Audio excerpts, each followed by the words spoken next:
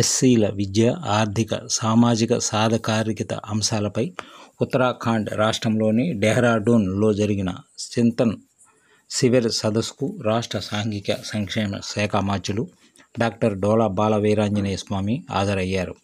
కేంద్ర సామాజిక న్యాయం మరియు సాధికారికత శాఖ మంత్రి వీరేంద్ర కుమార్ అధ్యక్షతన డెహ్రాడూన్లో ఈ నెల 7వ తేదీ, 8వ తేదీ చింతన్ శిబిర్ సమావేశం నిర్వహిస్తున్నారు. ఈ సదస్సుకు అన్ని రాష్ట్రాల సాంఘిక సంక్షేమ శాఖ మంత్రులు హాజరయ్యారు.